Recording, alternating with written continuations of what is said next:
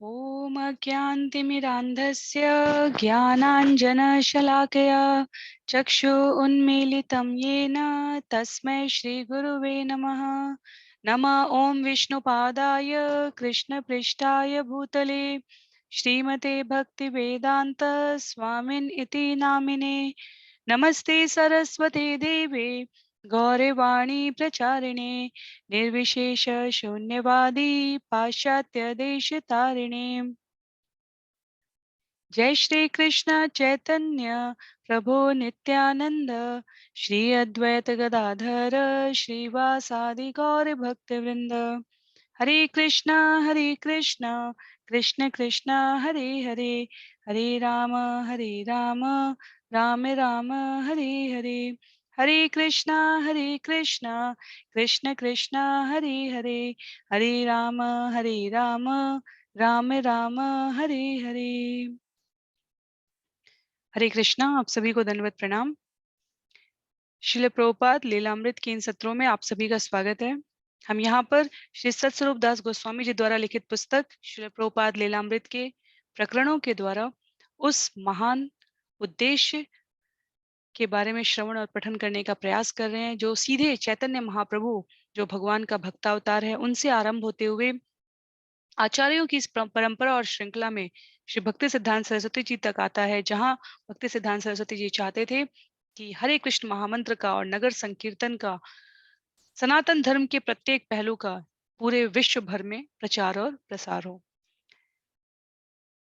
ऐसी भक्ति वेदांता स्वामी श्रील प्रभुपाद 69 वर्ष के, हम लोग 1969 की बात कर रहे हैं के आसपास होने वाले घटनाक्रम की बात कर रहे हैं इन सत्रों में। और आज 59वें सत्र में हम प्रकरण 31 जिसका नाम है इस्कॉन के विरुद्ध धमकी, उसका इसी पुस्तक से श्रील सत्स्वरूप दास गोस्वामी जी द्वारा लिखित पुस्तक श्रील प्रभुपाद लीलामृत के प्रथम भाग के 31वें प्रकरण से श्रवण और पठन करने का प्रयास करेंगे। जिनके पास पुस्तक है वह पुस्तक का प्रयोग कर सकते हैं, अन्य के लिए यहाँ पर स्क्रीन पर मैं डिस्प्ले करूंगी ताकि पंक्ति दर पंक्ति हम इस विषय को सही अर्थों में समझ पाए। सत्र आरंभ करने से पहले श्रील प्रभुपाद अपने व्याख्यानों में हमेशा कई बार आवश्यकता पड़ने पर उन्होंने उल्लेख किया है कि इस भूमंडल पर, इस जगत में रहते हुए, इस सामाजिक व्यवस्था में रहते हुए जितने भी प्रकार के संगठन या जितने भी प्रकार के भक्तों का समूह, क्योंकि भक्तों का समूह बनेगा, क्योंकि बाहर से देखकर हम नहीं बता सकते पूर्ण रूप से कि कौन भक्त है या कौन नहीं। इसलिए श्रील प्रभुपाद कहते थे कि हमें हमें निर्णय करने की आवश्यकता नहीं है कि कौन व्यक्ति भक्त है और कौन नहीं। ये भगवान और उस व्यक्ति विशेष के बीच का आपसी संबंध है। हमें तो प्राणी मात्र में भगवान के दर्शन करते हुए शास्त्रों में वर्णित आचरण करने हैं। तो इस अध्याय के नाम से ही इस्कॉन के विरुद्ध धमकी, हम श्रील प्रभुपाद के इस व्याख्यान को, इस उद्धरण को स्मरण करते हुए इस विषय को श्रवण करने का प्रयास करेंगे। अपनी वास्तविक स्थिति समझने के लिए हम जीव कहाँ हैं इस माया जगत में, श्रील प्रभुपाद ने यह भी कह रखा है कि हम सभी इस जगत में, मटेरियल नेचर, भौतिक जगत में 3 गुणों से आबद्ध हैं। और जिन्होंने स्वीकार कर लिया है कि वो आबद्ध हैं, वो उन मरीजों की तरह, उन बीमार व्यक्तियों की तरह हैं जिन्होंने स्वीकार कर लिया है कि हम बीमार हैं और अब हम अस्पताल में इलाज करवाने आना चाहते हैं। लेकिन यदि कोई बीमार स्वीकार ना करके अस्पताल में आए तो उसको हर जगह छिद्रान्वेषण करने की प्रवृत्ति रहेगी। तो श्रील प्रभुपाद ने कहा था कि अंतर्राष्ट्रीय कृष्ण भावनामृत संघ इस्कॉन बनाने का जो उद्देश्य है वो प्राणी मात्र में कृष्ण भावनामृत चेतना को जागृत करने के लिए प्रयासरत सैनिकों का एक समूह है, जो स्वयं के लिए भी, स्वयं की शुद्धता और आचरण पर भी ध्यान रखते हैं और अन्यों को भी इसके लिए प्रेरित करते हैं। पर इसी संगठन में यदि अवांछित तत्व जो इस संगठन के नियमों का पालन ना करने में रुचि दिखाते हुए सिर्फ आधिपत्य और प्रभुत्व की बात करने लगे, उनको रोकने के लिए किस प्रकार के प्रयास किए जा सकते हैं, संगठन की दृष्टि से वो सारे बिंदु हमें यहाँ समझने को मिलेंगे। तो सत्स्वरूप दास गोस्वामी जी द्वारा लिखित प्रकरण 31 इस्कॉन के विरुद्ध धमकी का ये प्रथम खंड हम आरंभ करने जा रहे हैं। बॉस्टन, दिसंबर 21, 1969। प्रभुपाद के 100 से अधिक शिष्य और अनुयायी बोस्टन के लोगन हवाई अड्डे के इंटरनेशनल टर्मिनल की लॉबी में इकट्ठे हैं। कीर्तनानंद स्वामी न्यू वृंदावन से भक्तों से भरे पूरे ट्रक के साथ आया है। न्यूयॉर्क के भक्त एक विशाल पताका लिए आए हैं जिस पर लिखा है न्यूयॉर्क इस्कॉन द्वारा श्रील प्रभुपाद का स्वागत। अधिकतर भक्त अपनी धोतियों और साड़ियों के ऊपर भारी कोट पहने हैं और कीर्तन कर रहे हैं। कुछ मृदंग और मंजीरे बजा रहे हैं। कुछ शिशु और बच्चे भी मौजूद हैं। प्रतीक्षा करते हुए यात्री यह सब आश्चर्य से देख रहे हैं। प्रभुपाद का वायुयान देरी से चल रहा है और भक्त कीर्तन करते जा रहे हैं। प्रायः वे बाहें फैलाकर हवा में उछलने कूदने लगते हैं। उन्होंने बहुत अरसे से प्रभुपाद को नहीं देखा है और वे इस आशा में प्रतीक्षा कर रहे हैं कि उनका दर्शन किसी भी क्षण मिल सकता है। एक सार्वजनिक स्थान में होने के औचित्य का ध्यान न रखते हुए भक्त उमंग से भरकर कीर्तन में लगे हैं, जो उन्हें लगभग अनियंत्रित भाव समाधि की ओर लिए जा रहा है। स्टेट पुलिस आगे बढ़कर सर्वप्रधान भक्त ब्रह्मानंद से कहती है, शांत हो जाओ। कीर्तन मंद पड़कर जब की मरमराहट में बदल जाता है। हरे कृष्ण कृष्ण कृष्ण हरे हरे, हरे राम राम राम हरे हरे। लंदन से वायुयान पहुंचता है। भक्तों को शीशे से बंद सीमा शुल्क और अप्रवासन क्षेत्र में प्रविष्ट करते हुए यात्री दिखाई नहीं देते, क्योंकि शीशे की दीवार नीचे 6 फुट तक काले रंग से रंग दी गई है। दीवार के ऊपर से देखने का प्रयत्न करते हुए भक्त एक दूसरे की को आगे की ओर दबा रहे हैं। वे सरगर्मी से कीर्तन करते जा रहे हैं, कुछ तो जैसे भाव विभोर हो रहे हों। अचानक वे दीवार की दूसरी ओर प्रभुपाद का एक उठा हुआ हाथ, जिसमें माला की थैली है, देखते हैं। वे केवल उनका उठा हुआ हाथ और माला की थैली देख सकते हैं। वे पागल हो उठते हैं। भक्त निर्भय होकर मृदंग और करताल बजाने लगते हैं। कीर्तन फिर फूट निकलता है। हरे कृष्णा कृष्ण कृष्णा हरे हरे, हरे राम राम राम हरे हरे। अद्वैत आंसू बहाता हुआ करतालों को एक दूसरे से टकरा रहा है और कीर्तन कर रहा है। ब्रह्मानंद ऊपर नीचे उछल रहा है और सीमा शुल्क कक्ष में प्रभुपाद को देखने की कोशिश करता हुआ अनियंत्रित रूप से रो और चिल्ला रहा है, प्रभुपाद प्रभुपाद। सीमा शुल्क वालों से निबटकर प्रभुपाद अचानक भक्तों के सामने प्रकट होते हैं। कीर्तनानंद स्वामी, जो अभी तक गंभीर बना रहा था, हवाई अड्डे की कुर्सियों के को फांदता है और उनकी ओर दौड़ता है। हर एक दूसरे को ढकेलता और भागता हुआ इस प्रयत्न में है कि वहां पहुंच जाए जहां प्रभुपाद हैं। लंबी उड़ान के कारण प्रभुपाद के केसरिया वस्त्रों में सिलवटें पड़ गई हैं और वे एक बुना हुआ स्वेटर पहने हैं। वे अपनी सफेद प्लास्टिक की अटैची बाएं हाथ में लिए हैं। अपनी दाहिनी बाह, जिसकी तर्जनी अंगुली और अंगूठा माला की थैली से बाहर निकले हैं, वे फिर ऊपर उठाते हैं। वे अपने बच्चों को प्रसन्नता पूर्वक देखकर आश्चर्यजनक ढंग से मुस्कुराते हैं। भक्तजन जय जयकार करते हैं, प्रभुपाद की जय हो। जब प्रभुपाद हवाई अड्डे के प्रतीक्षा कक्ष में केसरिया कपड़ों से आच्छादित एक सोफे की ओर बढ़ते हैं, तो भक्तजन जैसे भावना तरंग में बहते हुए उनके साथ चलते जाते हैं। वे उनके नजदीक से नजदीक पहुंचना चाहते हैं। प्रभुपाद बैठ जाते हैं। न्यू वृंदावन का परमानंद अपना शिशु बालक, जो इस्कॉन में जन्मा पहला लड़का था, उसे लिए हुए प्रभुपाद के पास उनके आशीर्वाद के लिए आता है। प्रभुपाद मुस्कुरा रहे हैं और भक्तजन पूर्णतः निसंकोच आनंद विभोर है। हयग्रीव कहाँ है? प्रभुपाद पूछते हैं। भक्तों द्वारा प्रश्न दोहराया जाता है और हयग्रीव भीड़ में से आगे बढ़ता है और प्रभुपाद के चरणों में श्रद्धा अर्पित करने के लिए बड़बड़ाता हुआ सपाट लेट जाता है। विभिन्न इस्कॉन केंद्रों के प्रधान एक एक करके आगे आते हैं और प्रभुपाद के गले में माला पहनाते हैं। प्रभुपाद भक्तों के पार कैमरा लिए हुए संवाददाताओं को और विस्मय, जिज्ञासा तथा तिरस्कार से भरे दर्शकों को देखते हैं। बगल में खड़ा एक व्यक्ति कहता है, मैं समझता हूँ यह कोई राजनीतिज्ञ है। तो प्रभुपाद अपना प्रवचन आरंभ करते हैं। आध्यात्मिक गुरु की उपासना भगवान की तरह होनी चाहिए, लेकिन यदि वह सोचता है कि वह भगवान है, तो वह व्यर्थ का व्यक्ति है। मेरा अनुरोध है कि कृष्ण भावनामृत को सांप्रदायिक मत के रूप में न लें। प्रभुपाद समझाते हैं कि कृष्ण भावनामृत महान विज्ञान है, जिसकी परिणति भगवान के पवित्र प्रेम में होती है। इन लड़के लड़कियों ने कृष्ण के विषय में पहले कभी नहीं सुना था। प्रभुपाद ने कहना जारी रखा, किंतु अब उन्होंने कितने सहज भाव से इसे स्वीकार कर लिया है, क्योंकि वह सहज है। प्रभुपाद कहते हैं कि वे वृद्ध हैं, पर उन्हें पूर्ण विश्वास है कि यदि वे दिवंगत भी हो जाते हैं, तो उनके शिष्य कृष्ण भावनामृत आंदोलन चलाते रहेंगे। इस आंदोलन में ऐसी शक्ति निहित है कि वह हर एक के हृदय में भगवान की चेतना जगा सकता है। व्याख्यान के बाद प्रभुपाद खड़े होते हैं और शिष्य उन्हें बाहर प्रतीक्षा में खड़ी एक लिमोजिन कार के पास ले जाते हैं, जो उन्हें हाल में गिरी हुई बर्फ में से होकर ले जाएगी। कार में प्रभुपाद के साथ प्रसन्नता पूर्वक बैठे थे कीर्तनानंद स्वामी, ब्रह्मानंद, सत्स्वरूप और पुरुषोत्तम। एक पेशेवर चालक कार चला रहा था। प्रभुपाद लंदन के बारे में बताने लगे। उन्होंने कहा कि लंदन एक प्राचीन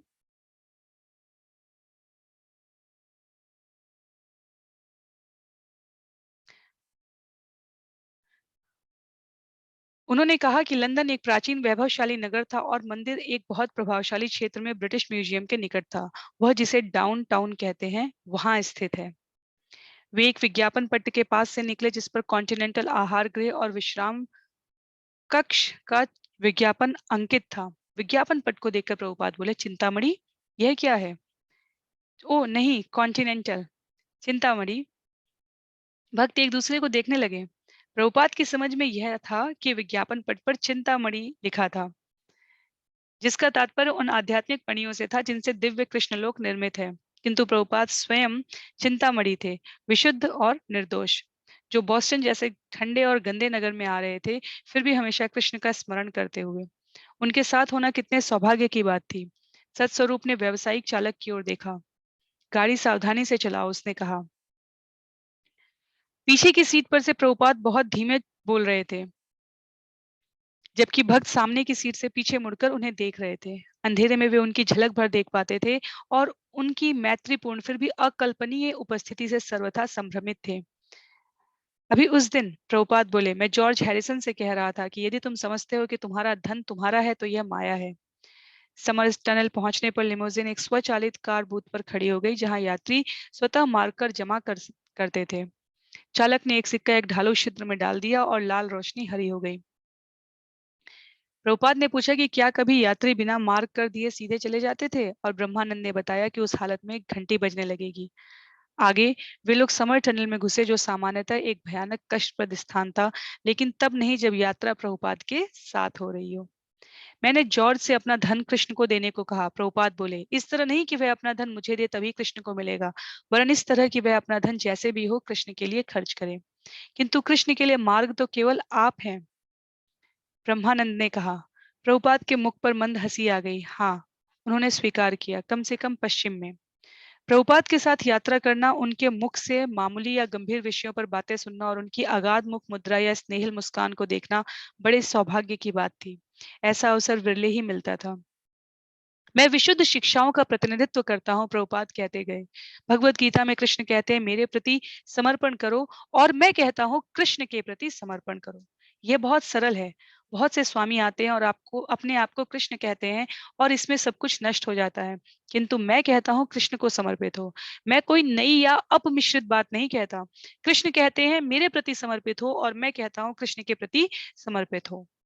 प्रभुपाद ने ब्रह्मानंद से पूछा कि क्या बैक टू गॉडेड पत्रिका की 50,000 प्रतियां छप रही थी। ब्रह्मानंद ने उत्तर दिया कि हाँ। बहुत अच्छा, प्रभुपाद बोले। सत्स्वरूप की ओर मुड़ते हुए प्रभुपाद ने पूछा कि कंपोजिंग मशीन कैसा काम कर रही थी, और सत्स्वरूप ने उत्तर दिया कि हर मास सैकड़ों पृष्ठ कंपोज हो रहे थे। प्रभुपाद ने कीर्तनानंद स्वामी से न्यू वृंदावन के विषय में पूछा। न्यू वृंदावन की उन्नति होगी, प्रभुपाद बोले। केवल कठिनाई यह थी कि जाड़े में वह बंद हो जाता था। कार में बैठे हर भक्त को प्रभुपाद के साथ संक्षिप्त विचार विनिमय से पूर्ण संतोष रहा था, और सभी भक्त आध्यात्मिक आनंद से विह्वल होकर उनके साथ यात्रा करते रहे। अधिकतर भक्त आगे भागकर बेकन स्ट्रीट के मंदिर पहुंच गए थे और उत्सुकता से उनकी प्रतीक्षा कर रहे थे। लिमोजिन आकर रुकी और एक बार फिर भक्तजन अपने गुरु महाराज के प्रति भक्ति दिखाने में अनियंत्रित हो उठे। राजोचित पद विन्यास के साथ प्रभुपाद पैदल रास्ते के ऊपर चले, जोड़ी की सीढ़ियों पर पहुंचे, सामने का दरवाजा पार किया और प्रकोष्ठ में प्रविष्ट हुए। वहां उन्होंने चारों ओर की नील लोहित दीवारों और हरे गुलाबी दरवाजे के रास्तों को देखा। जय जयकारों और प्रेमपूर्ण दृष्टियों से घिरे हुए मुस्कुराने लगे। दूसरी मंजिल का कक्ष, जो अब मंदिर का कमरा था, 150 से अधिक शिष्यों और अतिथियों से भरा था। और जब प्रभुपाद सीढ़ियों से ऊपर चढ़ रहे थे तो उनका शरीर लोगों को क्रमशः उभरता दिखाई देने लगा। वे अब भी अपनी श्वेत अटैची अपने बाएं हाथ में और माला की थैली दाहिने हाथ में लिए थे, और यद्यपि वे अभी अभी जाड़े की रात बिताकर आ रहे थे, तथापि वे कोट नहीं पहने थे, सिर्फ सूती कपड़े और एक स्वेटर पहने थे। वे प्रफुल्लित लग रहे थे। प्रभुपाद वेदिका के पास गए। ऐसा लगता था जैसे वे हर वस्तु को देख रहे हो, लाल मखमल के छत्र के नीचे सिंहासनासीन राधा कृष्ण के लघु अर्चा विग्रह, भगवान चैतन्य और उनके संकीर्तन दल के चित्र के ऊपर एक ऊंचे आसन पर जगन्नाथ, सुभद्रा और बलराम के अपेक्षया बड़े अर्चा विग्रह, वेदिका के निकट एक छोटे मेज पर रखा चमकता हुआ आरती का पीतल का सामान। अपने सचिव और सहयात्री पुरुषोत्तम की ओर मुड़ते हुए उन्होंने पूछा, तुम क्या सोचते हो पुरुषोत्तम, क्या ये बढ़िया नहीं है? कमरा पार करते हुए प्रभुपाद लाल मखमली व्यासासन पर बैठ गए। वे बोलने लगे और श्रोता ध्यान पूर्वक सुनने लगे। लंदन के केंद्र की वहां अर्चा विग्रह की उपासना की, राधा कृष्ण के लिए दक्षता पूर्वक बनाई गई पूरियों की प्रशंसा करने के बाद वे वेदिका की ओर उन्मुख हुए और बोले, यदि आप अर्चा विग्रह के पात्र साफ करते हैं तो आपका हृदय स्वच्छ हो जाएगा। उन्होंने कहा, अर्चा विग्रहों की साज सज्जा पर पॉलिश करके भक्तजन अपने गुरु महाराज के हृदय को भी स्वच्छ बनाते हैं। जब वे सरल और शुद्ध भाव से अर्चा विग्रह की भक्ति पर ध्यान केंद्रित करते हुए बोल रहे थे तो भक्तजन अकस्मात कृष्ण भावनामृत के इस पक्ष के महत्व की अनुभूति करने लगे। इन वस्त्रों को किसने बनाया है? प्रभुपाद ने राधा और कृष्ण के छोटे गोटदार वस्त्रों को देखते हुए पूछा। शारदिया ने। कुछ भक्त बोल उठे। प्रभुपाद मुस्कुराए, बहुत धन्यवाद। तब सिर पीछे झटक कर वे हंस पड़े। क्या शारदिया अपने पति से अब भी लड़ाई करती है? भक्तजन और अतिथि हंसने लगे, जबकि शारदिया ने अपने हाथों से अपना मुंह ढक लिया। अपने पति से लड़ो मत, प्रभुपाद ने कहा। वह अच्छा लड़का है, जो भी कृष्ण भावनामृत स्वीकार करता है वह अच्छा है। तब उन्होंने शेष मकान देखना चाहा। लगभग 100 भक्त प्रभुपाद क्या कहते हैं यह जानने के लिए उनके साथ नीचे उतरे। यद्यपि वे भीड़ से घिरे थे तथापि वे आराम से चल रहे थे और उन्हें कोई जल्दी नहीं थी। वे प्रेस के कमरे में गए जो एक बड़ा हॉल था और मंदिर के कमरे के ठीक नीचे था। कमरा एक बड़े और पुराने ऑफसेट प्रेस, एक कागज काटने की मशीन, एक कागज मोड़ने की मशीन और कागज की गांठों से भरा था और उससे छपाई की दुकान जैसी महक आ रही थी। प्रभु अद्वैत ने, जो प्रेस का प्रबंधक था और हरी खाकी पोशाक पहना था, प्रभुपाद को नमन किया। फिर मुस्कुराते हुए उसने सिर उठाया तो प्रभुपाद ने आगे बढ़कर उसे गले से लगा लिया और अपनी बाह को उसके सिर के इर्द गिर्द रख दिया। बहुत अच्छा, उन्होंने कहा। छपाई की मशीन के सामने खड़े होकर प्रभुपाद ने हाथ जोड़े और अपने गुरु महाराज की प्रार्थना की। जय ओम विष्णुपाद परमहंस श्री श्रीमद् भक्ति सिद्धांत सरस्वती गोस्वामी महाराज प्रभुपाद की जय। अद्वैत ने प्रभुपाद से कहा कि प्रेस को एक दिव्य नाम दे, स्कॉन प्रेस। प्रभुपाद तथ्यपरक ढंग से बोले, मानो उसका नाम पहले से ही रखा गया हो। सभी मशीनों को साफ रखें, प्रभुपाद ने कहा, और वे बहुत दिनों तक चलेंगी। इस्कॉन का हृदय यही है। इस्कॉन के हृदय आप हैं प्रभुपाद, एक भक्त बोला। और यह मेरा हृदय है, प्रभुपाद ने कहा। मुख्य प्रेस के कमरे से बाहर आकर प्रेस संबंधी अन्य सुविधाओं की जानकारी पाने के लिए प्रभुपाद इधर उधर घूमने लगे। भक्तों की भीड़ कदम कदम उनके पीछे चलती रही। भक्त कभी आपस में धक्कम धक्का करते, कभी झुककर एक दूसरे के आगे निकल जाते, कभी अंगुलियों के बल खड़े हो जाते। प्रभुपाद ने एक छोटे से सुखद कमरे में झांका जहां एक भक्त कंपोजिंग कर रहा था। उन्होंने कहा कि टाइप सेट करने वालों को पहले बहुत धीरे चलना चाहिए और इस तरह वे दक्ष हो जाएंगे। अद्वैत की ओर मुड़ते हुए उन्होंने कहा, भारत में जो कोई हिंदी जानता है वह अपने पास गीता प्रेस की कोई ना कोई पुस्तक रखता है। इसी तरह जो कोई भी अंग्रेजी जानता है उसके पास इस्कॉन प्रेस का एक प्रकाशन होना चाहिए। अन्य लेखकों की तुलना में प्रभुपाद काफी ठोस लेखन कार्य कर चुके थे, किंतु वे मात्र एक लेखक नहीं थे। उनका लक्ष्य संसार को ऐसे साहित्य से आप्लावित कर देना था जिसमें कृष्ण की महिमाओं का वर्णन हो। प्रभुपाद का इस्कॉन अब 3 वर्ष पुराना हो चला था, तो भी उनके शिष्य दिव्य साहित्य के मुद्रण और वितरण की योजनाओं को कार्यान्वित करना अभी आरंभ कर रहे थे। मुद्रण एक महत्वपूर्ण कदम था। पहला कदम महीनों पहले प्रभुपाद ने लिखा था, प्रेस निरंतर चलता रहना चाहिए और हम अपरिमित साहित्य सृजन करेंगे। यदि प्रेस भली भांति चलता रहा तो मैं तुम्हें हर 2 महीनों में एक पुस्तक छापने की सामग्री दे सकूंगा। हमारे पास कृष्ण भावनामृत आंदोलन के लिए अत्यधिक सामग्री है। और बोस्टन आने से कुछ समय पहले उन्होंने लिखा था, संकीर्तन और बैक टू गॉड हेड और हमारे अन्य साहित्यों का वितरण हमारे आंदोलन का क्षेत्र कार्य है। मंदिर में उपासना करना दूसरे नंबर पर आता है। अब इस्कॉन हर महीने बैक टू गॉड हेड की 50,000 प्रतियां छापता था और प्रभुपाद उसकी अधिकाधिक बिक्री की आशा रखते थे। भीड़ से भरे ठंडे तहखाने में भक्तों, प्रेस की मशीनों और दिव्य साहित्य के बीच खड़े होकर प्रभुपाद ने बताया कि वे इस्कॉन प्रेस को किस तरह काम करते देखना चाहते थे। उन्होंने कहा कि एक टेप पूरा हो जाने के बाद वे लिप्यांतरण के लिए उसे डाक डाक से बोस्टन भेज देंगे। लिप लिप्यांतरण में 2 दिन से अधिक नहीं लगने चाहिए। तब दूसरा संपादक लिप्यांतरित पांडुलिपि का दूसरी बार संपादन करने में 2 दिन और लेगा। कोई संस्कृत संपादक उसमें स्वर भेद चिन्ह डायक्रिटिक मार्क्स लगा देगा और पांडुलिपि कंपोजिंग के लिए तैयार हो जाएगी। प्रभुपाद ने कहा कि वह हर महीने 15 टेप तैयार कर सकते थे, जिसका मतलब था 300 पृष्ठों की पांडुलिपि। इस हिसाब से इस्कॉन प्रेस को हर 2 महीने में एक पुस्तक या वर्ष भर में 6 पुस्तकें प्रकाशित करनी चाहिए। प्रभुपाद कम से कम 60 पुस्तकें प्रकाशित करना चाहते थे, इसलिए उनके प्रेस के कर्मचारियों के पास अगले 10 वर्षों के लिए पर्याप्त काम था। उन्होंने कहा, यदि भक्तजन केवल उनकी पुस्तकों को प्रकाशित करते रहे, चाहे इसके लिए उन्हें बारी-बारी से 24 घंटे काम करना पड़े, तो इससे उन्हें महान प्रसन्नता होगी। यदि आवश्यक हो, तो वे पुस्तक प्रकाशन के अतिरिक्त अपने अन्य सभी कार्यकलाप बंद कर देने को तैयार थे। यह विशेष अमृतवाणी थी, जिसे सुनने के लिए प्रेस में कार्य करने वाले भक्त प्यासे थे। पुस्तकों का प्रकाशन प्रभुपाद हृदय से चाहते थे। यह उन्हें सबसे अधिक प्रिय था। प्रभुपाद के बोस्टन में सप्ताह भर रहने के दौरान उनका सचिव और सेवक पुरुषोत्तम ड्यूटी पर नहीं जा सका। लंदन में उसकी कठिनाइयां बढ़ गई थी। उनके प्रस्थान के 2 दिन पूर्व शंकालु और गमगीन पुरुषोत्तम प्रभुपाद के सामने आया। पुरुषोत्तम स्मरण करते हुए कहते हैं,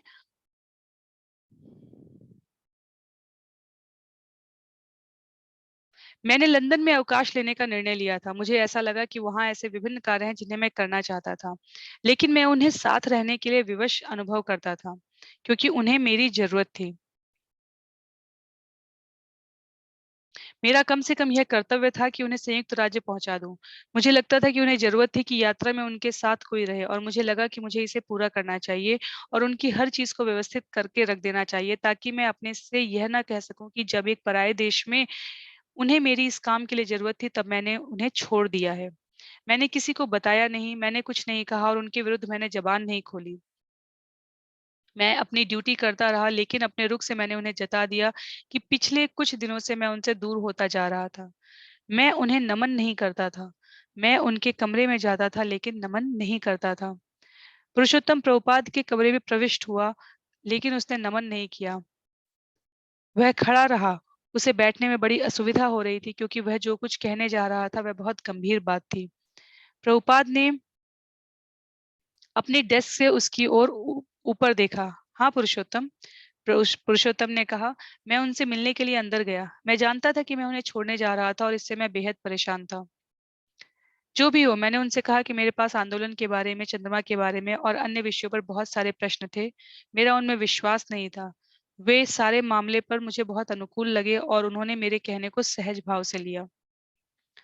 उन्होंने मुझसे कहा, यदि तुम्हारे पास प्रश्न है तो तुम मुझसे पूछते क्यों नहीं? और मैंने कहा, आपने स्वयं कहा है कि हमें प्रश्न उस व्यक्ति से पूछने चाहिए जिससे हम समझते हैं कि हम विश्वास कर सकते हैं। उन्हें जैसे चोट सी लगी। वे जान गए कि मैं क्या कहना चाहता था। मुझे लगा कि मैंने वास्तव में उन्हें ठेस पहुंचाई है।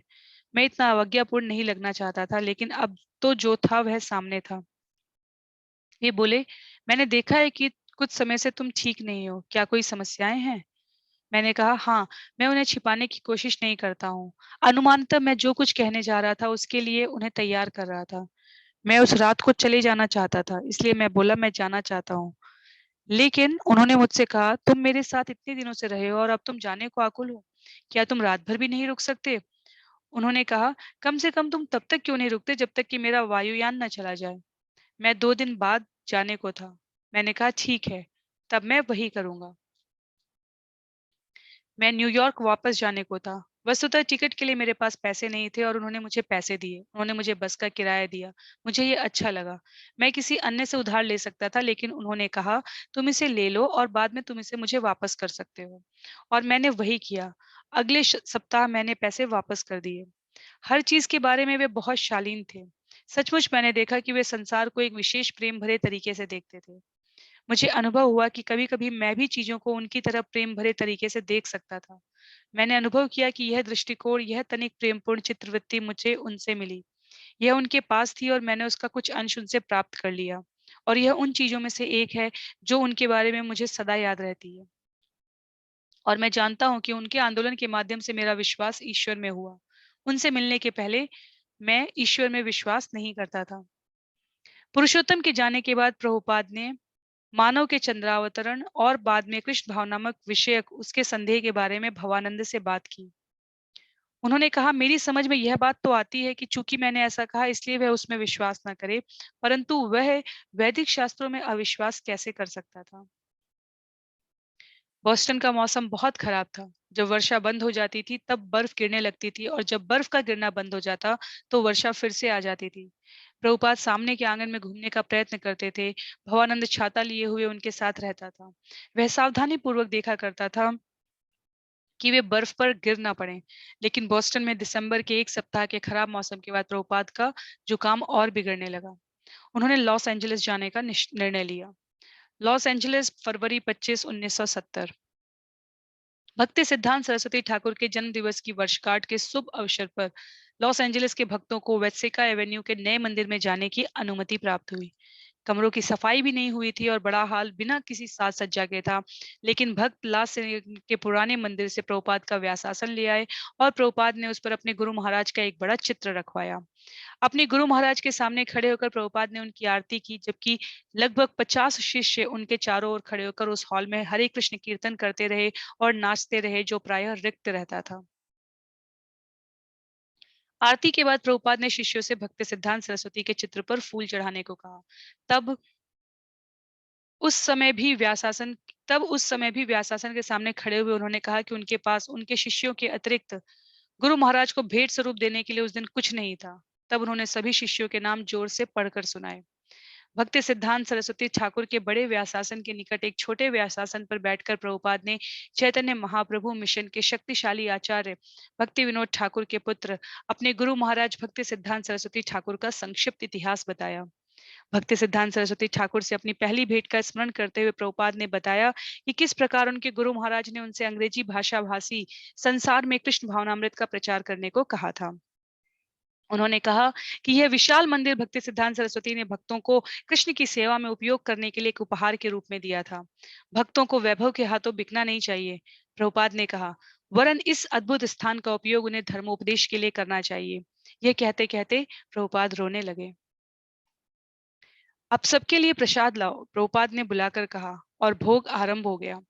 जबकि भक्तजन पंक्तियों में फर्श पर बैठे थे, प्रभुपाद अपने व्यासासन से परोसने वालों को निर्देश दे रहे थे कि अमुक भक्त के लिए दूसरा समोसा लाओ, अमुक को और चटनी दो, आदि आदि। उनकी दृष्टि सभी पर थी। वे सबको कृष्ण का प्रसाद ग्रहण करने को प्रोत्साहित कर रहे थे। उस दिन तीसरे पहर प्रभुपाद ने घूमकर मकानों को देखा। मुख्य हॉल के अतिरिक्त, जिसे प्रभुपाद चाहते थे कि भक्तजन मंदिर में बदल दे, उन्होंने उसी के समान एक बड़ा प्रवचन हॉल भी देखा। इन दोनों बड़े कमरों के साथ 3 कमरों वाला एक अलग आवास था। महिला और पुरुष भक्तों के लिए पर्याप्त अलग-अलग कमरे थे, गाड़ी खड़ी करने के लिए स्थान था और सामने लॉन था। इन सारी भौतिक सुविधाओं के कारण यह केंद्र इस्कॉन के सभी केंद्रों में सर्वोत्तम लगता था। हम अपने लिए ऐसा बढ़िया स्थान नहीं चाहते, प्रभुपाद ने मंदिर के अध्यक्ष गर्ग मुनि से कहा।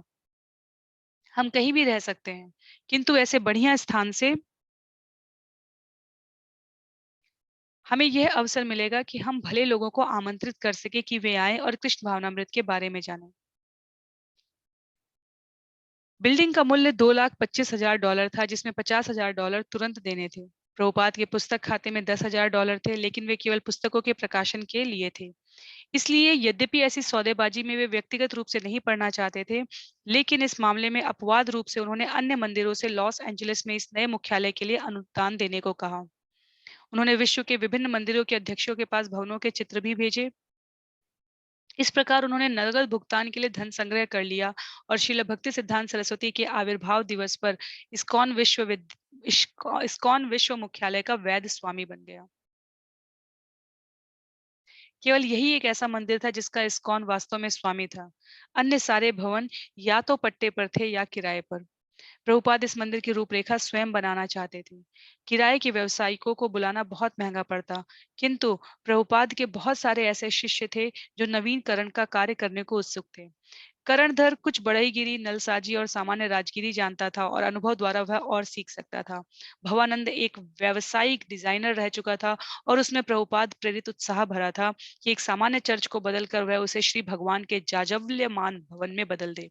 पहले तुम मेरा आवास तैयार करो, प्रभुपाद ने भवानंद से कहा। मैं उसमें पहुंच जाऊं और तब हम मंदिर के कक्ष का निर्माण करेंगे। भवानंद स्मरण करते हैं, हमने लॉस एंजलिस के मंदिर का एक भाग प्रभुपाद की आवास के लिए चुन लिया और करणधर ने उसमें एक शौचालय बनाया। जब प्रभुपाद कमरों में आए तो वे बोले, यह मेरे बैठने का कमरा होगा, यह सोने का कमरा होगा। और जब वे एक तीसरे कमरे में पहुंचे जिसकी छत में रोशनदान था, तो वे बोले, यह मेरा पुस्तकालय होगा। प्रभुपाद ने एक बार बोस्टन में मुझसे कहा था कि बालक के रूप में वे ऐसे महल में रहे थे जिसकी दीवारें नीली थी, फर्श लाल संगमरमर का था, जिसके किनारे सुनहरे नारंगी रंग के थे। वह महल कलकत्ता में मल्लिकों का था। इसलिए हमने प्रभुपाद के बैठने के कमरों की दीवारों पर नीला पेंट किया और उसका फर्श सफेद टाइलों से बनाया।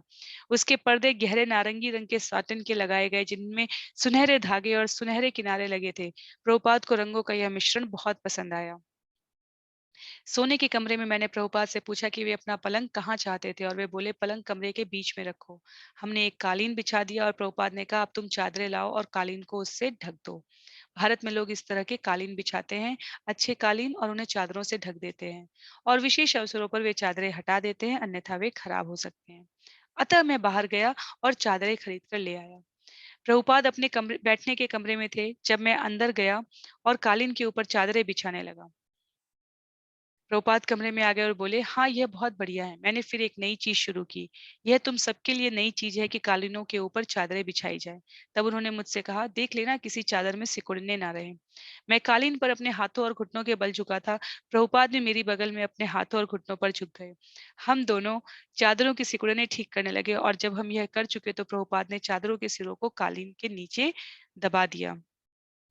वे बहुत प्रसन्न थे क्योंकि हम अपने निजी स्थान में थे। पहले कभी भी हमारा अपना कोई निजी स्थान नहीं था। मंदिर कक्ष में प्रभुपाद ने कर्णधार को बताया कि तीनों वेदिकाएं कहाँ बनानी है। उन्होंने वेदिकाओं की माप बताई और निर्देश दिया कि हर वेदिका के सामने एक जोड़ा कपाट होना चाहिए और उनके ऊपर विष्णु का चिन्ह, वेदिका के ऊपर गुरु और गौरांग के लिए एक शंख, बीच में राधा और कृष्ण की वेदिका के ऊपर एक चक्र और गदा, और भगवान जगन्नाथ की वेदिका के ऊपर एक कमल। गुरु महाराज का व्यासासन मंदिर कक्ष के दूसरे सिरे पर राधा और कृष्ण के सामने निर्मित होना है। दीवारें पीत वर्ण की होनी चाहिए, जो प्रभुपाद ने कहा अच्छाई का प्रतीक था। भीतरी छत चंदन से आच्छादित होनी चाहिए और उससे झाड़ फानुस लटकने चाहिए।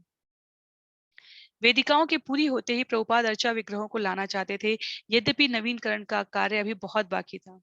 भक्तों ने एक छत्र सहित रथ का निर्माण किया और उसे पुष्पों से सजाया। तब वे अर्चा विग्रहों को लॉस यनक बुलवार्ड के पुराने मंदिर से एक जुलूस में उनके नए आवास में ले आए। भवानंद स्मरण करते हैं, जब वे प्रातःकालीन भ्रमण से पहली बार मंदिर के अपने कमरे में आए तो वे गुरु गौरांग की वेदिका के पास गए और उन्होंने प्रणाम किया। हम सबने प्रणाम किया। तब वे उठे और राधा और कृष्ण के पास गए और उन्हें नमन किया, और तब जगन्नाथ के पास, और हम सबने उनका अनुगमन किया।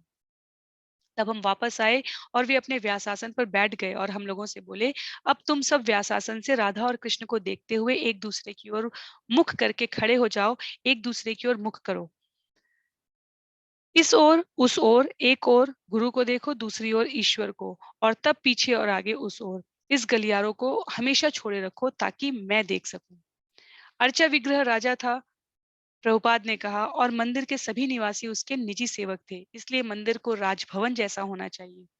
प्रभुपाद ने बताया कि धर्मोपदेश के लिए मंदिर का वैभवशाली होना आवश्यक था, क्योंकि अधिकतर लोग, विशेषकर पाश्चात्य लोग, आध्यात्मिक जीवन प्राप्त करने के लिए सादगी या कठोर दिनचर्या में रुचि नहीं रखते।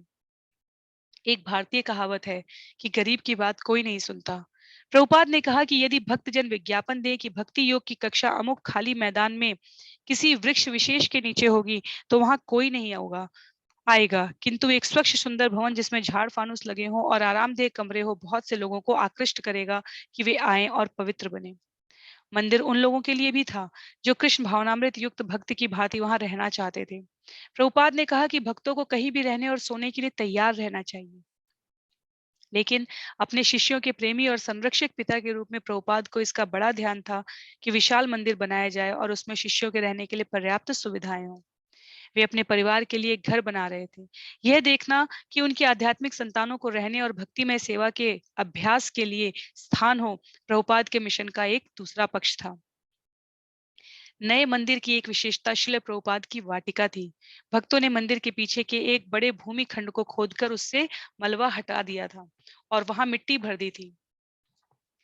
भूमि खंड को केरी की दीवार से घेर कर उन्होंने उसमें घास लगवा दी थी और उसके चारों ओर फूलों के बगीचे लगवा दिए थे।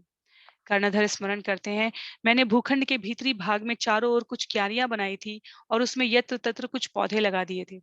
किंतु प्रभुपाद ने कहा, नहीं, पौधे सर्वत्र लगाओ। सभी जगह कोई ना कोई पौधा होना चाहिए। जहां भी जगह हो वहां कुछ ना कुछ लगाओ। सब जगह कोई ना कोई चीज उगनी चाहिए। वे बगीचे में पौधों की अत्यधिकता चाहते थे। जैसे जंगल या उष्ण कटिबंध क्षेत्र में पौधे हर जगह मनमाने ढंग से अनियंत्रित उगते बढ़ते रहते हैं। श्रील प्रभुपाद हमेशा संध्या समय बगीचे में बैठना पसंद करते थे, जहां फूलों की सुगंध लिए ताजी ठंडी हवा बहती रहती थी। बगीचे में वार्तालाप के प्रकरण भिन्न भिन्न होते थे, जैसे श्रीमद् भागवत, सभी विभिन्न विषय।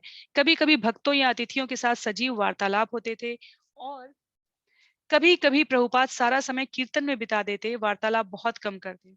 कभी कभी प्रभुपाद किसी से कृष्ण पुस्तक से पढ़वाकर केवल उसे सुनते रहते।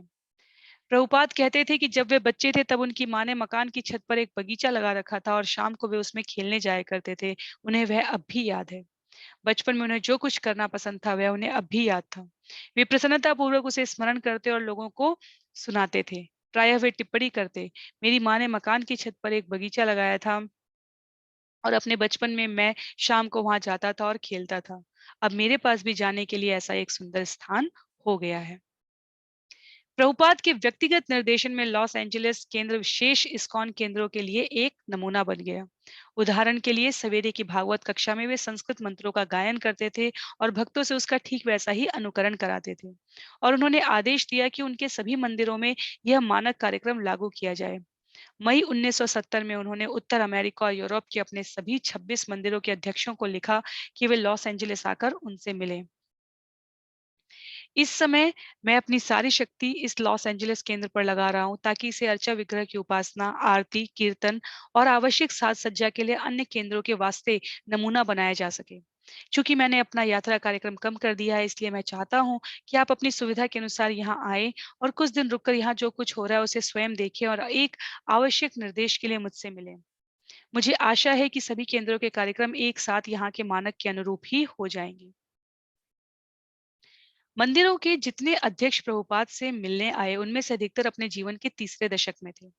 वे बहुत से व्यावहारिक और दार्शनिक प्रश्न साथ लेकर आए थे। वे अपनी नोटबुक अपने साथ लाए थे, जिनमें वे हर चीज लिखते जाते थे। मंदिर के कार्यक्रम के लिए समय विभाजन से लेकर उसकी रंग योजना तक, कीर्तनों में प्रयुक्त होने वाली तरह तरह की लयें, किसी संकीर्तन दल की व्यवस्था कैसे की जाती है, इत्यादि। और शायद सबसे अधिक महत्व की बात यह थी कि प्रभुपाद ने जो कुछ किया था, जो कुछ उनसे व्यक्तिगत रूप से कहा, वे उन सब चीजों को लिखते गए। तब मंदिरों के अध्यक्ष अपने अपने केंद्रों को बर्कले, हैम्बर्ग, टोरंटो, सिडनी आदि लौट गए।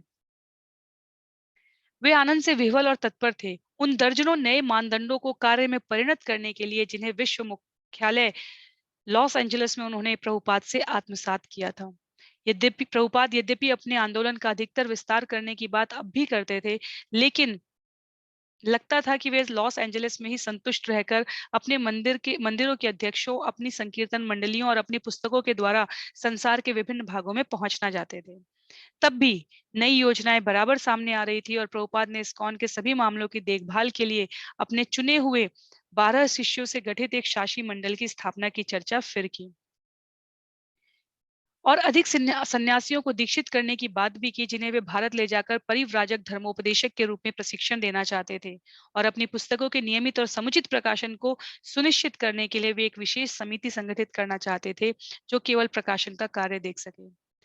प्रभुपाद लॉस एंजलिस में आनंद पूर्वक रहने लगे। कभी वे अपने विश्वव्यापी धार्मिक आंदोलन की व्यवस्था में लगे होते, कभी लॉस एंजलिस के मंदिर में अपनी सतत वर्धमान भक्त मंडली से संस्कृत मंत्रों का जप कराते, कभी उषा काल की पूर्व बेला में अकेले बैठे अनुवाद करते रहते। एक दिन लंदन से एक रिकॉर्ड पहुंचा। लंदन के भक्तों ने, जो जॉर्ज हैरिसन की सहायता से एक एल्बम बना चुके थे, अब एक नए केवल गोविंद रिकॉर्ड का उन्मोचन किया था। उसके गीत वे ही श्लोक थे जो प्रभुपाद ने उन्हें ब्रह्म संहिता से सिखाए थे, और जिनमें से हर श्लोक का अंत गोविंदम आदि पुरुषम तमहम भजामी से होता था। प्रभुपाद ने आदेश दिया कि रिकॉर्ड को मंदिर के सवेरे के कार्यक्रम में बजाया जाया करे। दूसरे दिन जब मंदिर जाकर उन्होंने श्री विग्रह को नमन किया और कक्षा आरंभ करने के लिए व्यासासन पर स्थान ग्रहण किया, तब रिकॉर्ड बजने लगा। सहसा प्रभुपाद को भाव समाधि लग गए। उनका शरीर कांपने लगा और उनके नेत्रों से आंसू बहने लगे। भक्तजन अपने गुरु महाराज की भाव विभोरता की किंचित झलक प्राप्त करके हरे कृष्ण का गायन करने लगे, मानो वे जप कर रहे हों। समय पल पल करके मंद गति से बीतने लगा।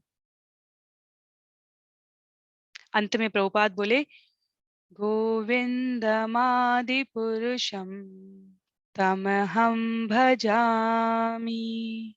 वे फिर मौन हो गए। तब उन्होंने पूछा, हर एक ठीक है ना? उत्तर में एक तुमुल ध्वनि उठी, जय प्रभुपाद। और उन्होंने श्रीमद् भागवत की कक्षा आरंभ की। वैष्णवेर क्रिया मुद्रा विज्ञान बुझय। वैष्णव के मन को कोई नहीं समझ सकता। केवल एक शुद्ध भक्त ही किसी दूसरे शुद्ध भक्त को भलीभांति समझ सकता है। किंतु प्रभुपाद के जीवन के मुख्य कार्यकलापों का अवलोकन करने से हम जान सकते हैं कि वे जो कुछ करते थे वह भगवान कृष्ण के प्रति शुद्ध सेवा भाव से करते थे, और कृष्ण के प्रति समर्पण कैसे किया जाता है वह उसका सच्चा उदाहरण थे। वे अपने शिष्यों को प्रायः प्रोत्साहित करते थे और उनकी प्रशंसा भी करते थे, और भगवान चैतन्य के आनंदपूर्ण संकीर्तन आंदोलन में अधिकाधिक भाग लेने के लिए उन्हें सदा प्रेरित करते रहते थे। किंतु वे अपने शिष्यों के दोषों को भी प्रदर्शित करते रहते थे, और इन दोषों को देखना कभी-कभी उनके और उनके शिष्यों दोनों के लिए बड़ा कष्टकारक होता था। एक दिन जब प्रभुपाद लॉस एंजलिस मंदिर के अपने कमरे में आए तो उन्होंने देखा कि एक भक्त ने जो उन कमरा साफ कर रहा था, उनके चित्र को उल्टा रख दिया था। यह एक मामूली भूल थी, लेकिन इससे भक्त की गलत मनोवृत्ति की सूचना मिलती थी। हर प्रातः भक्तजन अपने गुरु महाराज की प्रार्थना उनको भगवान के प्रत्यक्ष प्रतिनिधि मानकर करते हैं। तो भला किसी सच्चे भक्त को यह कैसे नहीं दिखाई देगा कि वह भगवान के प्रतिनिधि को उल्टा खड़ा रख कर रहा है। एक अधिक गंभीर भूल का उदाहरण लें। प्रभुपाद मंदिर में गए, अर्चा विग्रहों को नमन किया और उनके सुगंधित स्नान जल से चरणामृत लेने को आगे बढ़े। यह उनके नित्य कार्यक्रम का अंग था। प्रातःकालीन भ्रमण के बाद वे मंदिर में जाते थे और अर्चा विग्रहों को नमन करते थे। उस समय गोविंद रिकॉर्ड बजता रहता था। तब एक भक्त उनकी दाहिनी हथेली में चरणामृत की कुछ बूंदें देता था और प्रभुपाद उसे चुस्की लेकर पी जाते थे। उन्होंने इस सेवा भक्ति की चर्चा द नेक्टर ऑफ डिवोशन भक्ति का अमृत पुस्तक में की थी।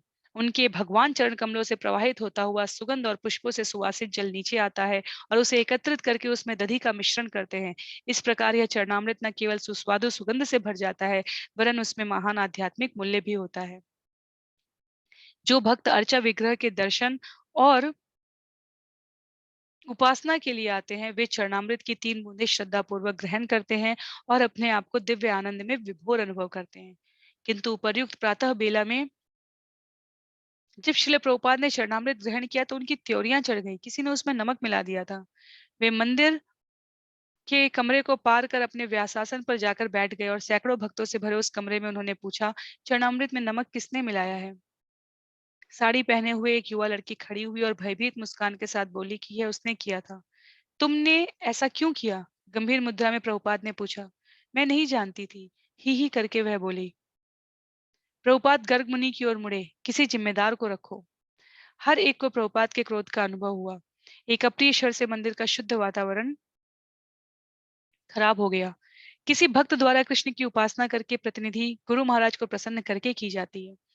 इसलिए गुरु महाराज को अप्रसन्न करना भक्त की आध्यात्मिक अयोग्यता का सूचक है। गुरु महाराज केवल एक सिद्धांत ही नहीं है, वे एक व्यक्ति हैं, श्रील प्रभुपाद। जब इस्कॉन प्रेस ने बोस्टन में एक नई पुस्तक पर प्रभुपाद का नाम गलत रूप में मुद्रित किया तो उन्हें गहरी चिंता हुई। श्रीमद् भागवत के दूसरे स्कंद के एक छोटे पेपर बैक अध्याय के मुख पृष्ठ पर उनका नाम केवल एसी भक्ति वेदांत छपा था। उसके साथ प्रथागत कृष्ण कृपा मूर्ति एवं स्वामी प्रभुपाद नहीं छपा था। श्रील प्रभुपाद के नाम को उनकी आध्यात्मिक अर्थवत्ता से लगभग विच्छिन्न करके छापा गया था। इस्कॉन प्रेस के एक अन्य प्रकाशन में प्रभुपाद का उल्लेख इस्कॉन के आचार्य के रूप में हुआ था। यद्यपि प्रभुपाद बार बार इस बात पर बल दे चुके थे कि वे संस्थापक आचार्य थे। आचार्य या आध्यात्मिक गुरु बहुत से थे और बहुत से होंगे, किंतु इस्कॉन के संस्थापक आचार्य एकमात्र कृष्ण कृपा मूर्ति ऐसी भक्ति वेदांत स्वामी प्रभुपाद ही थे। और भी खराब बात यह हुई कि जब प्रभुपाद ने नए भागवतम का अध्याय पहली बार खोला तो उसकी जिल्द टूट गई और पन्ने बाहर बिखर गए। प्रभुपाद नाक बहुत सिकोड़ने लगे। बोस्टन के भक्तों को प्रभुपाद के क्रोध के बारे में सुनकर तुरंत ज्ञान हो गया कि श्रील प्रभुपाद के नाम को गलत छापकर उनसे भयंकर भूल हुई थी। आध्यात्मिक गुरु के पद के महत्व को कम करना गंभीर अपराध था और उन्होंने तो इस अपराध का प्रकाशन भी कर दिया था। उसकी प्रतिक्रियाओं का सामना करना उनके भक्तों के लिए कठिन था और वे जानते थे कि इसके पहले कि वे आध्यात्मिक उन्नति कर सके, उन्हें अपना मनोभाव बदलना पड़ेगा। प्रभुपाद ने इन भूलों के पीछे जो मनोभाव था उसकी आलोचना की और उनकी आलोचनाएं भक्तों के लिए उपदेशप्रद रही। जब तक कि वे गुरु महाराज के परम पद के विषय में भक्तों को ना बताते, तब तक भक्त उसे कैसे जान पाते। एक दिन सवेरे श्रीमद् भागवत की कक्षा के आरंभ में प्रभुपाद ने एक महिला भक्त का नाम पुकारा, नंदरानी। वह विनय पूर्वक खड़ी हो गई। क्या तुम हर दिन 16 बार जप करती हो? हाँ, मैं प्रयत्न करती हूँ प्रभुपाद। यही समस्या है। मंदिर के अध्यक्ष की ओर मुड़ते हुए प्रभुपाद बोले, यदि नंद रानी, जो एक वरिष्ठ जिम्मेदार महिला थी, नियमित रूप से जप नहीं कर रही थी, तो निश्चय ही उसके अधीन नई महिलाएं भी ऐसा नहीं कर रही होंगी। यह व्यवस्थापकों की भूल थी। प्रभुपाद ने भक्तों की प्रशंसा की थी और उन्हें प्रोत्साहित किया था कि कड़ी मेहनत करके उन्होंने मंदिर का नवीकरण किया और नित्य सड़कों में घूमकर वे भजन करते थे और पत्रिकाएं बांटते थे। लेकिन किसी भक्त द्वारा यह सर्वाधिक महत्वपूर्ण आदेश की अवहेलना थी कि वह माला के निर्धारित जप पूरा न करे। नंदरानी ने जो बात नहीं बताई वह यह थी कि मंदिर के अधिकारियों ने उससे कहा था कि माला के 16 चक्र पूरा करना आवश्यक नहीं था यदि वह अन्य कार्यों में लगी हो। उन्होंने ऐसा ही कहा था। यद्यपि प्रभुपाद ने दीक्षा के समय शिष्यों को स्पष्ट आदेश दिया था कि प्रतिदिन माला के कम से कम 16 जप अवश्य पूरे होने चाहिए। आगे एक अन्य घटना हुई। सवेरे की कक्षा में प्रभुपाद भगवान चैतन्य के एक पार्षद सार्वभौम भट्टाचार्य के बारे में बता रहे थे। भक्तों के बीच देखते हुए उन्होंने पूछा, कौन बता सकता है कि सार्वभौम भट्टाचार्य कौन थे? कोई नहीं बोला। प्रभुपाद ने प्रतीक्षा की। तुम में से कोई नहीं बता सकता कि सार्वभौम भट्टाचार्य कौन थे? उन्होंने पूछा। एक लड़की ने हाथ उठाया। उसने कहा, उनके बारे में कुछ पढ़ा है, बस। क्या तुम्हें लज्जा नहीं आती? प्रभुपाद ने पुरुषों की ओर देखा। तुम लोगों को अगुआ बनना चाहिए। यदि पुरुष आगे नहीं बढ़ते तो महिलाएं आगे नहीं बढ़ सकती। तुम्हें ब्राह्मण बनना है, तब तुम्हारी पत्नियां ब्राह्मण बनेंगी। किंतु यदि तुम ब्राह्मण नहीं हो तो वे क्या कर सकती हैं? प्रभुपाद ने कहा कि अपने जप कीर्तन में सुधार लाए बिना और कृष्ण चेतना में साहित्य पढ़े बिना भक्तों में भगवान चैतन्य के संदेश को प्रसारित करने के लिए आवश्यक शुद्धता नहीं आ सकती। इधर स्थानीय अनियमितताएं श्रील प्रभुपाद की गहरी चिंता का कारण बन रही थी। उधर उनके भारत के शिष्यों ने जो पत्र लिखे उनसे वहां की विचित्र बातों का पता लगा और वे और अधिक चिंतित हो गए। अमेरिका के भक्तों को लिखे गए एक पत्र से मालूम हुआ कि उनके भारत के गुरु भाइयों को प्रभुपाद की इस उपाधि पर आपत्ति थी। उनके अनुसार केवल भक्ति सिद्धांत सरस्वती को प्रभुपाद कहा जाना चाहिए और प्रभुपाद को वे स्वामी महाराज कहते थे। प्रभुपाद को यह भी मालूम हुआ कि उनके कुछ शिष्यों का कहना था कि आध्यात्मिक गुरु केवल प्रभुपाद ही नहीं थे। वे भक्ति सिद्धांत सरस्वती की पुस्तकें पढ़ना चाहते थे, मानो कुछ ऐसी नई शिक्षाएं प्राप्त करने के लिए जिन्हें प्रभुपाद ने अभी तक प्रकट न किया हो। प्रभुपाद ये बातें इस्कॉन के लिए खतरनाक मानते थे। आध्यात्मिक जीवन में उन्नति आध्यात्मिक गुरु में निर्विवाद विश्वास पर आधारित थी और प्रभुपाद के लिए ये नए विचार गुरु विषयक निरपेक्ष धारणा के विरुद्ध सापेक्ष धारणा के सूचक थे। ऐसी धारणा उनके द्वारा स्थापित सारी चीजों को नष्ट कर सकती थी। कम से कम ऐसी धारणा वाले का अपना आध्यात्मिक जीवन तो नष्ट हो ही सकता था। प्रभुपाद जानते थे कि यद्यपि उनके शिष्य कभी-कभी अज्ञानता का परिचय देते थे, किंतु उनमें दुर्भाव नहीं था। फिर भी भारत के इन पत्रों से एक ऐसे आध्यात्मिक रोग का पता चलता था जो प्रभुपाद के वहां के कई गुरु भाइयों ने उनके शिष्यों को दिया था। प्रभुपाद पहले ही दुखी थे कि उनके कुछ गुरु भाइयों ने भगवान चैतन्य के जन्म स्थान मायापुर में भूमि प्राप्त करने में उनकी सहायता करने से इनकार कर दिया था। यद्यपि प्रभुपाद ने प्रार्थना की थी कि उनके गुरु भाई भूमि क्रय करने में उनके अनुभवहीन शिष्यों की सहायता करें, किंतु गुरु भाइयों ने ऐसा नहीं किया था। वास्तव में कुछ ने उनके विरुद्ध आचरण किया था। प्रभुपाद ने अपने एक गुरु भाई को लिखा था, मुझे यह जानकर खेद हुआ है कि हमारे कुछ गुरु भाइयों ने षड्यंत्र रचा है कि मायापुर में मुझे स्थान ना मिले। इस्कॉन के विरुद्ध हर खतरे के प्रति प्रभुपाद संवेदनशील थे। वे अपने शिष्यों को सावधानी पूर्वक समझा चुके थे कि उन्होंने प्रभुपाद की उपाधि क्यों स्वीकार की और यह भी बता चुके थे कि शिष्यों को चाहिए कि अपने आध्यात्मिक गुरु को भगवान कृष्ण का प्रत्यक्ष प्रतिनिधि माने और उसकी उपेक्षा करके भूतपूर्व आध्यात्मिक गुरुओं तक पहुंचने का प्रयत्न ना करें। ये बातें उन्होंने सावधानी पूर्वक अपने शिष्यों को बता दी थी। किंतु अब भारत में गैर जिम्मेदारी से की गई कुछ आलोचनाओं के कारण उनके कुछ शिष्यों का विश्वास कमजोर पड़ रहा था। कदाचित इसी घातक प्रदूषण के फैलने का परिणाम था कि इस्कॉन प्रेस में भूलें हुई थी और लॉस एंजलिस में भी विसंगत गलतियां प्रकट हुई थी। आध्यात्मिक गुरु के पद के सापेक्ष होने के विषय में चर्चा केवल माया जनित थी। माया इस्कॉन के भक्तों को भ्रमित करने की कोशिश कर रही थी। यह उसका काम था कि वह प्रतिबद्ध आत्माओं को कृष्ण की सेवा से विरत करे। हाल की घटनाओं से प्रभुपाद के लेखन कार्य में बाधा होने लगी। वे लॉस एंजलिस में तीव्र गति से कार्य कर रहे थे और हाल में ही उन्होंने कृष्ण का दूसरा और अंतिम खंड समाप्त किया था। और उसी टेप पर जिस पर उन्होंने कृष्ण का अंतिम अध्याय अंकित कराया था, वे तुरंत श्रीमद् भागवतम के 11वें स्कंद का सारांश शुरू कर चुके थे, पर धीरे-धीरे उनका लेखन कार्य बंद हो गया। करंधर स्मरण करते हैं, प्रभुपाद के अनुवाद कार्य में गहरी एकाग्रता की जरूरत थी। वे विशाल भागवतम के कई खंडों को और कभी-कभी अन्य कई छोटे ग्रंथों को एक साथ खोल लेते थे और किसी न किसी बात के लिए कभी-कभी उनको देखते थे। वे अपना चश्मा लगाकर बैठ जाते थे और श्रुति लेख रिकॉर्ड करने वाली मशीन में बोलते जाते थे और वे पढ़ने में पूरी तरह डूबे होते थे। कभी-कभी वे कोई संक्षिप्त टिप्पणी तैयार करते, तब अपनी किसी एक पुस्तक में देखते, फिर दूसरी में देखते, फिर पीछे लौटकर किसी पृष्ठ पर देखते, कुछ लिखते और तब मशीन में बोलकर लिखाते। इसके लिए गहरी एकाग्रता की जरूरत होती। मैं समझता हूँ कि यही कारण था कि प्रभुपाद यह कार्य अधिकतर रात में देर संध्याकालीन झपकी लेने के बाद करते थे। रात में 1 या 2 बजे से लेकर वे सवेरे 6 या 7 बजे तक कार्य में डूबे होते थे। उस समय शांति रहती थी और वे अपने कार्य में डूब सकते थे। किंतु जब प्रभुपाद इस्कॉन की समस्याओं के कारण चिंताग्रस्त हो गए, तो उनके कार्य में बाधा पड़ गई। उनका समय आगंतुक भक्तों या मुझसे या जो कोई भी मिल जाता, उससे विचार विमर्श करने में जाने लगा। वे प्रस्तुत मामले के बारे में सोचने या समस्याओं पर चिंतन करने में लग जाते और अनुवाद कार्य करने में ध्यान केंद्रित करने में असमर्थ हो जाते। इन कठिनाइयों से वे चिंताग्रस्त हो गए और उनके बारे में सोचने लग गए। उन्होंने कहा, मैं अपने आप को एकाग्रचित्त नहीं कर पा रहा हूँ। मैं इस समस्या के बारे में सोचता रहा हूँ। यद्यपि आध्यात्मिक गुरु को अपने शिष्यों की भूलों का परिताप भोगना पड़ता है, पर प्रभुपाद का परिप्रेक्ष्य केवल नकारात्मक नहीं था। वे मंदिर में भजन कीर्तन करते रहे और व्याख्यान देते रहे और अपने आंदोलन के नेताओं को लॉस एंजलिस के आदर्श नेतृत्व में आने के लिए आमंत्रित करते रहे। पर उन्होंने जहां कहीं रोगग्रस्त मनोवृत्ति पाई, उसका भी उपचार किया।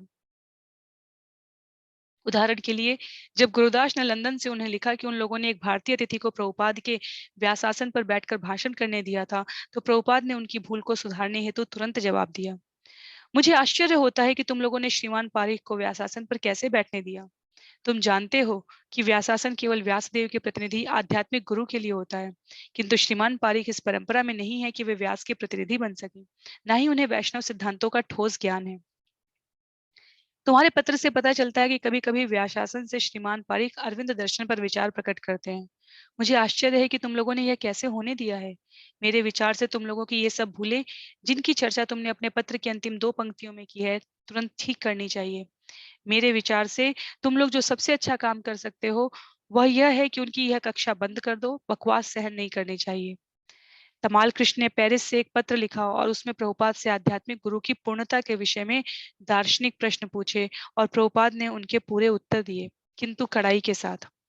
आध्यात्मिक गुरु सदैव मुक्त होता है। जीवन की किसी भी अवस्था में उसे सामान्य जीव समझने की भूल नहीं करनी चाहिए।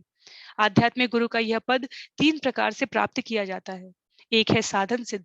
इसका तात्पर्य उस व्यक्ति से है जो भक्ति के नियमित सिद्धांतों का पालन करके मुक्ति प्राप्त करता है। दूसरा है कृपा सिद्ध, जिसका तात्पर्य उस पुरुष से है जो कृष्ण की कृपा से मुक्त होता है। तीसरा नित्य सिद्ध है, जो जीवन पर्यंत कृष्ण को विस्मृत नहीं करता। जीवन की पूर्णता के ये 3 लक्षण हैं। जहां तक नारद का संबंध है, पूर्व जन्म में वे एक दासी के पुत्र थे, किंतु भक्तों की कृपा से कालांतर में वे सिद्ध हो गए और अगले जन्म में नारद हुए, जो भगवान की कृपा से कहीं भी विचरण करने को पूर्ण स्वतंत्र थे। तो यद्यपि वे पूर्व जन्म में दासी पुत्र थे, किंतु इससे उनके पूर्ण आध्यात्मिक जीवन की प्राप्ति में कोई बाधा नहीं हुई। इसी तरह कोई भी जीव जो प्रतिबद्ध है, जीवन की पूर्णता की अवस्था उपर्युक्त उपायों से प्राप्त कर सकता है, और इसका ज्वलंत उदाहरण नारद मुनि है। इसलिए मैं नहीं समझता कि तुमने मेरे पूर्व जन्म के बारे में क्यों पूछा है। क्या मैं भौतिक प्रकृति के नियमों से बंधा था? यह स्वीकार करते हुए कि मैं भौतिक प्रकृति के नियमों से बंधा था, मुझे पूछना है कि इससे आध्यात्मिक गुरु बनने में क्या कोई बाधा है? तुम्हारा क्या मत है? नारद मुनि के जीवन से यह स्पष्ट है कि यद्यपि पूर्व जन्म में वे एक प्रतिबद्ध आत्मा थे, किंतु उससे उनके आध्यात्मिक गुरु बनने में कोई बाधा नहीं हुई। यह नियम न केवल आध्यात्मिक गुरु पर, वरन प्रत्येक जीव पर लागू होता है। जहां तक मेरा संबंध है, मैं नहीं कह सकता कि अपने पूर्व जन्म में मैं क्या था। किंतु एक महान ज्योतिष ने गणना कर कर बताया था कि पूर्व जन्म में मैं एक चिकित्सक था और मेरा जीवन निष्पाप था। इसके अतिरिक्त भगवत गीता की उक्ति को पुष्ट करते हुए कहा जा सकता है कि शुचीनाम श्रीमताम गेहे योग भ्रष्टाभिजायते, जिसका तात्पर्य यह है कि योग भ्रष्ट योगी किसी संपन्न परिवार में या पवित्र पिता से जन्म लेता है। कृष्ण की कृपा से वर्तमान जीवन में मुझे ये दोनों सौभाग्य प्राप्त हुए हैं। मैंने एक पवित्र पिता से जन्म पाया और कलकत्ता के एक सर्व संपन्न और अभिजात परिवार काशीनाथ मल्लिक में मेरा लालन पालन हुआ। इस परिवार के राधा कृष्ण श्री विग्रह ने उन्हें मिलने के लिए मेरा आह्वान किया और इसलिए पिछली बार जब मैं कलकत्ता गया तो अपने अमेरिकन शिष्यों के साथ मैं उस मंदिर में रहा। यद्यपि पापमय जीवन के चारों सिद्धांतों में लिप्त होने के लिए मुझे काफी अवसर प्राप्त थे, क्योंकि मेरा संबंध एक बहुत संपन्न परिवार से था, पर कृष्ण द्वारा मेरी सदैव रक्षा हुई और सारे जीवन में मैंने कभी नहीं जाना कि अवैध यौनाचार, नशा, मांस भक्षण या जुआ क्या होता है। यहाँ जहां तक मेरे वर्तमान जीवन का संबंध है, मुझे उसमें किसी ऐसे समय की याद नहीं है जब मैंने कृष्ण को विस्मृत किया हो। प्रभुपाद का विचार था कि कुछ नेता इस्कॉन की व्यवस्था में उलझ गए थे और उस पर अपना स्वयं का आधिपत्य जमाना चाहते थे।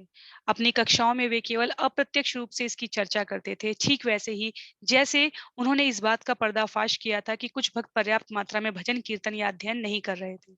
फलतः अधिकतर भक्तों को प्रभुपाद की चिंता का पता नहीं था, किंतु प्रभुपाद अपने कमरे में या बगीचे में बैठे हुए प्राय अपनी चिंता व्यक्त करते थे। वे चाहते थे कि उनके शिष्य इस्कॉन की व्यवस्था संभालें, लेकिन इसके लिए उनका मन शुद्ध होना जरूरी था। केवल तभी प्रभुपाद अपने ग्रंथ प्रणयन में ध्यान लगा सकते थे। जून में उन्होंने ब्रह्मानंद को लिखा, अब मेरी इच्छा है कि मैं अपना पूरा समय पुस्तकों के लिखने और अनुवाद करने में लगाऊं, और अब ऐसी व्यवस्था होनी चाहिए कि हमारी सोसाइटी स्वायत्त शासित हो। मैं समझता हूँ कि महत्वपूर्ण मामलों को देखने के लिए हमें केंद्रीय शासी मंडल बनाना चाहिए। मैं गर्ग मुनि से इसके बारे में पहले ही बात कर चुका हूँ। इसलिए यदि तुम रथ यात्रा उत्सव तक वापस आ सको तो हम इस संबंध में सैन फ्रांसिस्को में प्रारंभिक बैठक कर सकते हैं।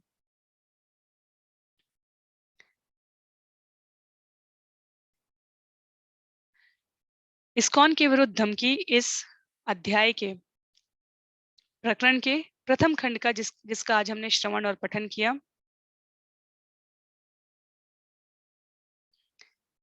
हमें एक हल्की सी झलक यहाँ पर यह प्राप्त होती है कि किस प्रकार एक प्रामाणिक गुरु के सानिध्य में रहते हुए भी भक्त यदि अपने गुरु के बताए गए वचनों का यथावत पालन नहीं कर रहा है, तो इस भौतिक जगत में रहते हुए माया की शक्ति का प्रभाव निश्चित रूप से दृष्टिगोचर होगा।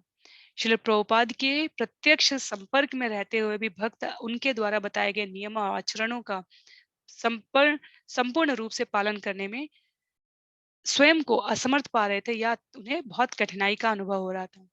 तो श्री इस्कॉन के विरुद्ध धमकी का दूसरा प्रकरण जो हम कल पढ़ेंगे उसमें हमें ये बातें विशेष रूप से ज्ञात होंगी। पर जहां इस सत्र की आज समाप्ति हो रही है, वहां हमारे लिए सार बिंदु यह है कि गुरु, प्रामाणिक गुरु, परंपरा प्राप्त प्रामाणिक गुरु, जैसा श्रील प्रभुपाद ने बताया, तीन प्रकार के होते हैं और तीनों का जो सार है वो ये कि जीवन भर शुद्धता पूर्वक आचरण करने से ही गुरु शिष्य परंपरा को अक्षुण्ण रखा जा सकता है। तो इस्कॉन के विरुद्ध धमकी अर्थात इस्कॉन के भीतर और बाहर के वो कौन से तत्व हैं जिनसे इस्कॉन की इस स्थापना के प्रथम 3 वर्षों में श्रील प्रभुपाद को भौतिक जगत के अधिष्ठात्री माया देवी के प्रहार से उनके भक्तों के आचरण और व्यवहार में जो अनियमितता प्रस्तुत होने जा रही थी आगे, अभी आज जो हमने पढ़ी वो थोड़ी कमतर थी। अभी थोड़ी गंभीर अनियमितताएं आगे पता चलेंगी, जिसमें जो स्वायत्त शासी केंद्र के अध्यक्ष बन चुके थे कुछ शिष्य, वो श्रील प्रभुपाद की अवज्ञापूर्ण तरीके से अवहेलना करने में किंचित मात्र संकोच ना करने के लिए स्वयं को प्रस्तुत करने की तैयारी कर रहे थे। तो क्या ये हो पाता है या नहीं हो पाता है? सतस्वरूप दास गोस्वामी जी द्वारा लिखित इस पुस्तक के प्रकरण 31 के दूसरे भाग में हम सभी श्रवण और पठन करने का प्रयास करेंगे। श्रील प्रभुपाद की जय, श्रील गुरुदेव की जय, अनंत कोटि वैष्णव वृंद की जय। हरे कृष्णा।